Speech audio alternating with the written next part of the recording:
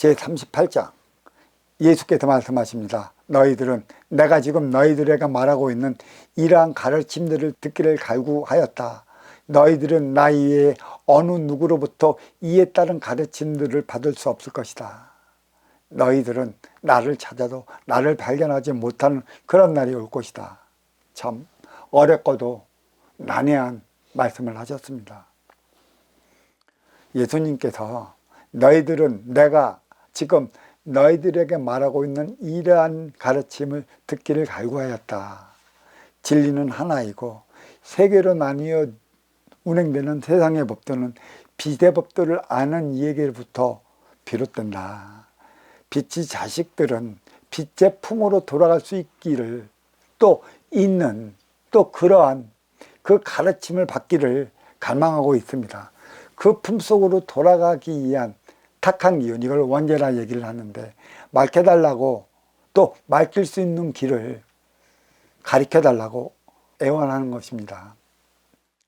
아니면 자기 자신의 그 부족함을 구하고자 오직 예수를 찾으며 기도에 매달리기 위한 행위를 해대는 것인가? 이 또한 한번 시대상으로 의심해 봐야 할 문제가 있는 것이죠.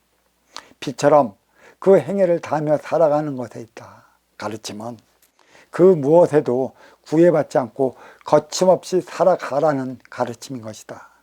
육생에 매달리는 인간들이야 어려울 때마다 빌고 고통스러울 때마다 빌었으며 우환이 있을 때마다 빌어왔으니 표적의 진정한 의미를 어찌 알 수 있겠습니까? 왜 표적을 받아야 하는 것일까요? 이유와 원인을 가르침 받아도 형상에 매달리지 않을 터 아는 이가 없어서 그런지 도무지 가르쳐주는 이가 없다. 배우지 못해서.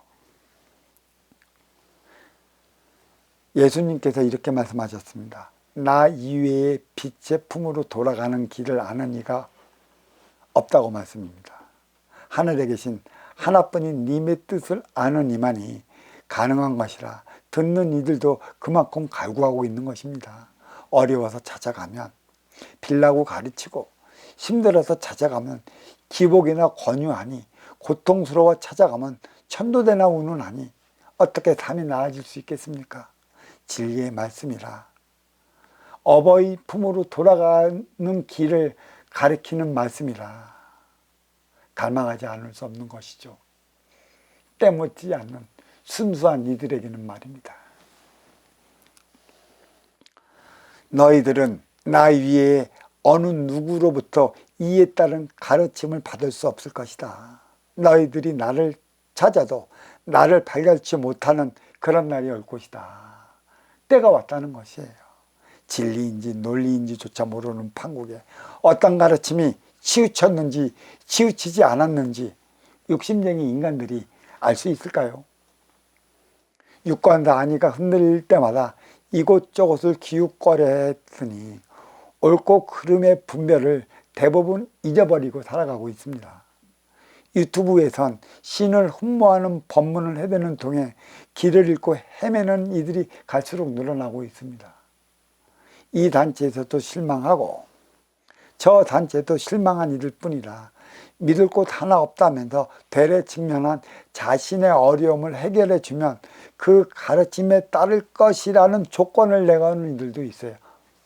진짜 많아요. 여기 찾아오면. 도술 위의 도법인데 신의 수를 갈망하는 터라 나아기 나름의 달리 나타나는 업그레이드 시대를 무색해가 만드는 것입니다. 논리는 전체를 모르기 때문에 자기 식의 부분만을 가지고 있고요. 하지만 진리는 전체를 아는 것이다. 부분을 통해 전체를 일깨워주고 있어요. 전체의 그림을 그려나가고 있는 것이죠. 대자연이 무엇인지 모르고 대자연을 가르치는 이들이 있고 대자연을 알고 대자연을 가르치는 이들이 있어요. 어떻게 눈뜨게 할까요? 어떻게 보게 할까요? 진정 그들이 떠나면 그를 갈망할 텐데 떠나고 난 후에 후회하지 말고 지금 바로 보라는 것입니다. 면전에 누가 있는지 누가 와 있는지 빌어주지는 인간들아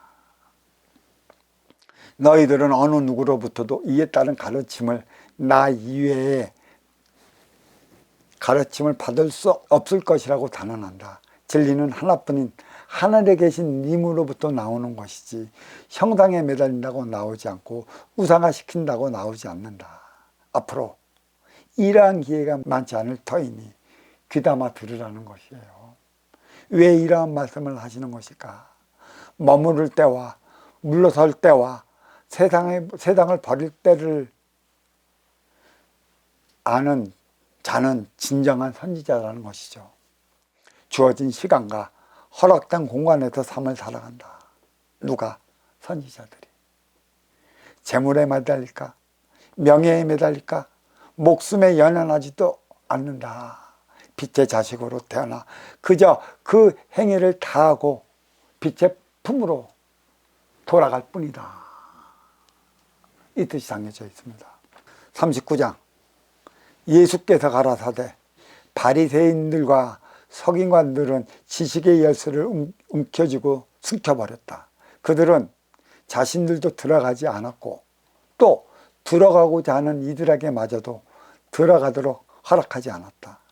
그리하여 너희는 뱀처럼 지혜롭고 비둘기처럼 순결하라. 참 의미심장하죠. 예수께서 바리새인들과 서기관들은 지식의 열쇠를 움켜쥐고 숨겨버렸다. 이들이 누구일까요? 하나님은 있으되 예수님은 부정하는 유대 교인들을 뜻하는 것이죠. 그들이 길을 막는다는 것이에요. 제가 앞선 장에도 얘기했지만 그 구약의 하나님은 누구이고 신약의 하나님은 누구일까요? 왜 이렇게 그 구약과 신약의 그 성사가 차이가 많이 날까요?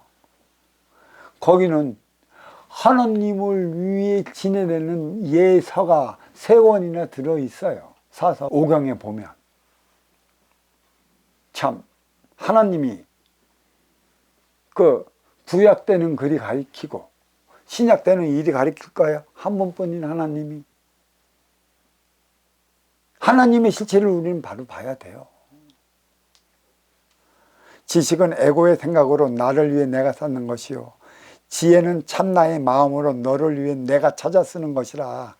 예수님의 가르침은 너희들의 삶을 살아가게 하기 위해 설하시는 법문이다. 빛의 지혜의 진리를 말하고 있다. 에고적 생각의 논리로 절대 말하는 게 아니다. 논리는 생각의 지식에서 산출됨에 따라 아는 만큼 부분에서 육생량을 위해 전개하는 것이고, 지혜는 마음의 지혜에서 전체를 통해 부분에서부터 정신량을 위해 쓰인다. 생각과 마음은 지식과 지혜, 너 하나의 차원이라 할 수 있는데, 마음은 대우주의 에너지로서 나를 위해 쓰고 싶어도 쓸 수 없는 그 무엇이 아니라 너를 위해 할 때만이 쓰이는 지혜의 복으로서 근기마다 달리 주어지는 에너지다. 어떤 근기로 인해 이 법문을 어떻게 풀이하느냐, 어떻게 해석하느냐. 요컨대 생각은 인기인 내가 부려 욕심의 지식으로부터 육생 물질 문명을 쌓는 것이고, 마음은 대우주로부터 부여받은 것이라 화합의 에너지 정신량으로 발현한다. 그러니까 마음은 온유리에 비치는 빛 바로 아래 자리함에 따라 빛은 지혜라. 이 빛을 담은 대자연을, 또 대자연을 담은 이들만이 쓸 수 있는 것이다. 마음 차원이 그 에너지원이 보이지는 않지만 그 빛 아래 전방위적으로 깔려 있어요. 왜? 바로 빛. 이 마음 차원의 에너지가 곧 하늘에 계신 어버이의 지혜이다. 이 지혜를 쓸 줄 알아야 한다. 이 지혜를 쓸 줄 아는 이들이 누구인가? 전부 육생달인 내 욕심에 사로잡혔으니 그대들이 어찌 그 모양 그 꼴로 살 수밖에 더 있어. 인기가 인육을 쓰고 인간으로 살아가. 그 거룩한 위대함이 왜 그렇게 빈곤함을 면치 못하느냐, 그 이유가 어디에 있느냐 라는 말씀을 전편에서 해드리지 않았습니까? 바리새인과 서기관들을 거명한 것도 다른 듯 하지만 같은 부류라는 것에 있는데 하나님을 사랑하노라 하면서 그리스도를 배척했고 독사의 자식이라 저주하여 못 받게 만든 장본인들이다. 무엇보다 빛의 자식들이 빛의 품으로 돌아갈 수 있는 길을 막았다라는 것입니다. 바리새인과 서기관들과 또 다른 그 누구가 있어요. 그들은 자신들도 들어가지 않았고 또 들어가고자 하는 이들에게마저도 들어가도록 허락하지 않았다. 그래야 너희들은 뱀처럼 지혜롭고 비둘기처럼 순결하라. 부분의 논리, 생각의 지식이 전체의 진리, 마음의 지혜를 막는 꼴이라.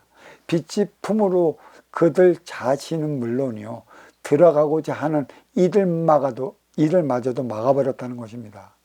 도덕은 도로서 나아갈 길을 밝혔다면 덕으로 그 행위를 다해야 한다는 것을 가르치는 것에 있습니다.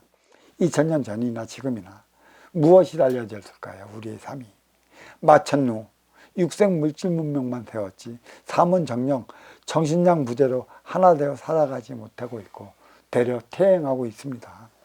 오늘날을 예견했던 것일까? 뱀처럼 지혜롭고 비둘기처럼 순결하라.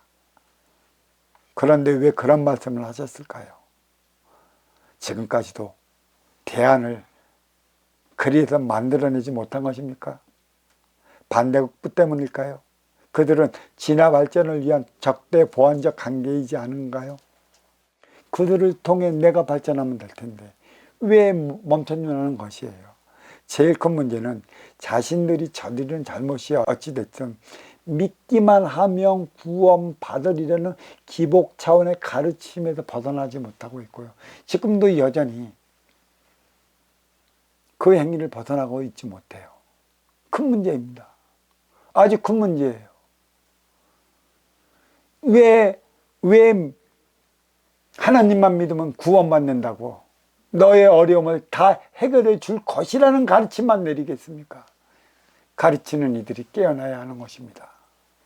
배움 많은 자야 가르치는 자들에 의해 달리 삶을 살아가는 것인데 가르치는 자들이 거기에 머물렀으니 가르침을 받는 이들도 거기에 머물 수밖에 없는 것이에요.